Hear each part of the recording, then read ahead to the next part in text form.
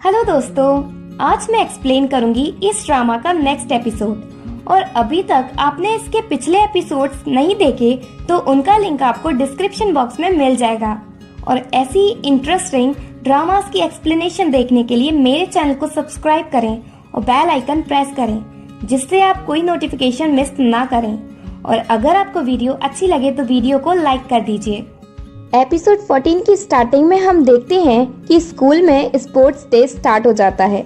सभी स्टूडेंट्स बहुत एक्साइटेड होते हैं सिर्फ दानो को छोड़कर, क्योंकि दानो अपने हार्ट कंडीशन की वजह से स्पोर्ट्स में पार्टिसिपेट नहीं करेगी। दानो बैठकर अपने क्लास की गर्ल्स की रेस देखती है। उस रेस में जीती है जूदा। नामजू दूर से उसे चीयर कर रहा था। देन और भी गेम्स होते हैं क्लासेस के बीच और नामजू की क्लास टग ऑफ वॉर जीतती है, क्योंकि जब नामजू रोप पकड़ने के लिए फ्रंट में आता है तो सभी क्लासेस की गर्ल्स उसके पास आने को भागती हैं। इधर दानो सोचती है कि सभी एंजॉय कर रहे हैं, जबकि किसी को भी नहीं पता कि हारू डिसअपीयर हो गया। देन अनाउंसमेंट होता है 3 लेग रेस का। तभी पेज टर्निंग साउंड आती है और स्टेज सीन स्टार्ट होता है दानो के लिए। दानो खुद को बैनर पकड़े हुए देखती है, जिस पर लिखा है बेक्योंग्स लव दानो। क्योंग उसके पास आता है और दानो उससे कहती है, मैं खुश हूँ क्योंकि मैं फर्स्ट टाइम स्पोर्ट्स डे में पार्टिसिपेट कर रही हूँ और तुम्हारे साथ टाइम भी स्पेंड कर रही हूँ। और स्टेज के एंड होते ही दानो बैनर क्योंग के ऊपर फेंकती है। फिर दानो क्योंग के पास से जाने लगती है। तभी अगेन पेज टर्निंग साउंड आती है और स्टेज सीन स्टार्ट होता है। क्योंग और दानो खुद को रेस में स्टार्टिंग लाइन पर खड़ा हुआ देखते हैं। उनके लेग्स भी ऑलरेडी टाई होते हैं। टीचर दानो से पूछते हैं, क्या तुम ठीक हो रेस में पार्टिसिपेट करने के लिए? दानो कहती है, मैं क्योंग के साथ कुछ भी वर्क कर सकती हूँ। रेस स्टार्ट होती है पर बीच में दानो का शू उतर जाता है। वो सोचती है कि राइटर बहुत क्रूल है। मैं इस रेस में पार्ट नहीं लेना चाहती थी। आई हेट एवरीथिंग जो ये सब हो रहा है। तभी दानो फिसल कर गिर पड़ती है और उसकी हार्ट मॉनिटर वॉच भी बजना स्टार्ट कर देती है। और क्यों गुस्से में उसे रेस में छोड़कर चला जाता है। स्टेज एंड होता है। दानो उठकर अपने शू को लेने जाती है पर अगेन गिर पड़ती है। कोई आकर उसका शू उठाता है। दानो उसका फेस देखती है तो पता चलता है कि वो हारू है।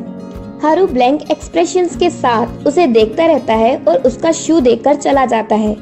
हारू क्योंग के पास जाता है और ऐसे एक्ट करता है जैसे वो दोनों बेस्ट फ्रेंड्स हैं। दानो हारू के पास जाकर उसका शर्ट पकड़ती है और कहती है, मैं तुम्हें अब कहीं नहीं जाने दूंगी। हारू उससे कहता है, तुम कौन हो और तुम मुझे टच नहीं करो। फिर हारू क्योंग को अपने साथ ले जाता है। दानो सरप्राइज होती है हारू के बिहेवियर से। वह भागकर दानो के पास आता है वो बताने जो वो और मीचे सीक्रेट बुक में देखकर शॉक हो गए थे। कॉमिक बुक में अब हारू को एक एक्स्ट्रा कैरेक्टर मिल गया। वो टेनिस टीम का मेंबर है और वो लॉयल है क्योंग के साथ। अनदर स्टेज स्टार्ट होती है पर इस बार दोवा के लिए। दोवा स्कूल लॉबी में पहुंच जाता है और देखता है कि हारू क्योंग को फॉलो कर रहा है, बिल्कुल एक पपी की तरह। और वो शॉक हो जाता है जब हारू उससे हाय कहता है। और दोवा सोचता है कि अब हारू के पास लाइंस भी हैं कहने को। स्टेज के एंड होते ही शैडो में दोवा भागकर हारू के पास जाता है और कहता है, तुम कहाँ थे? मुझे तुम्हारी चिंता हो रही थी। हारू को कुछ समझ नहीं आता कि दोवा किस बारे में बात कर रहा है, पर क्यों हारू को क्यूरियसली घूरता है। देन बाहर ड्रिंक से भरी हुई टेबल होती है और उसका सेटअप सेमी के डैड ने करवाया है स्टूडेंट्स के लिए। पर जब वहाँ जूदा ड्रिंक लेने आती है तो सेमी और गर्ल्स मिलकर उसे बुली करती हैं। दोवा ये सब देख रहा था और उसे जूदा के लिए बैड फील होता है, पर वो स्टेज सीन होने की वजह से कुछ नहीं कर पाता।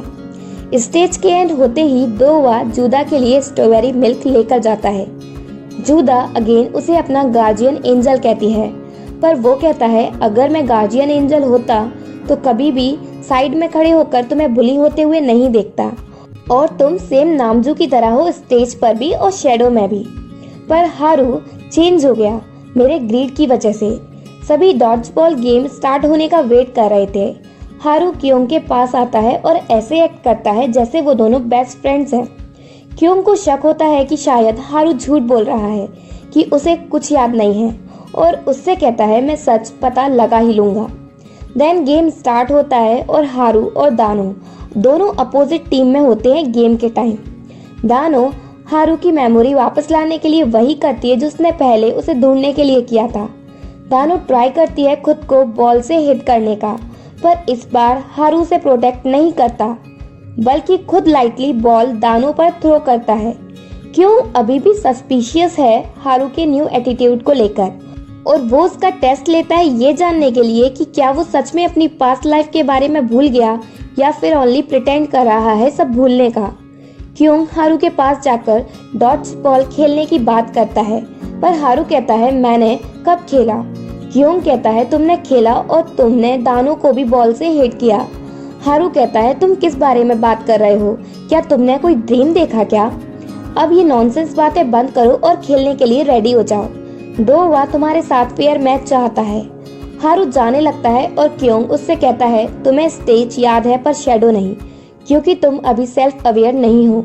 हारू कहता है तुम क्या कह रहे हो और हंसकर चला जाता है। क्योंग समझ जाता है कि हारू अपने प्रीवियस कॉमिक अपीयरेंस के बारे में भूल गया।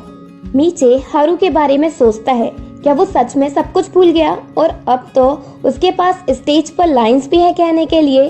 तभी वो हारू को गार्डन में रेड फ्लावर्स के अंडर बैठा हुआ देखता है और उसके पास जाकर उससे कहता है ये रेड फ्लावर्स का मीनिंग है वेटिंग, और वो हारू को क्लोज से देखता है ये चेक करने के लिए कि क्या वो सच में चेंज हो गया। मीची उससे कहता है तुम्हारी पर्सनालिटी थोड़ी चेंज हो गई और पूछता है क्या तुम्हारे पाम में पेन होना बंद हो गया। हारू कहता है तुम क्या बात कर रहे हो। हारू को कुछ समझ नहीं आता क्योंकि अब उसके पाम पर चोट का निशान भी डिसअपीयर हो गया। इवनिंग के टाइम क्योंग के डैड उसे जबरदस्ती दानो के घर ले जाते हैं डिनर के लिए, पर दानो उन सबके बीच से उठकर चली जाती है ये कहकर कि वो वेल फील नहीं कर रही। क्योंग के डैड उससे कहते हैं अगर तुम वेल फील नहीं कर रही तो हॉस्पिटल जाना चाहिए। क्योंग शैडो में अपने डैड से कहता है एक्ट करना बंद करो कि तुम्हें उसकी चिंता है, और वो दानो के डैड से भी कह देता है कि उसके डैड दानो का यूज कर रहे हैं बिजनेस के लिए।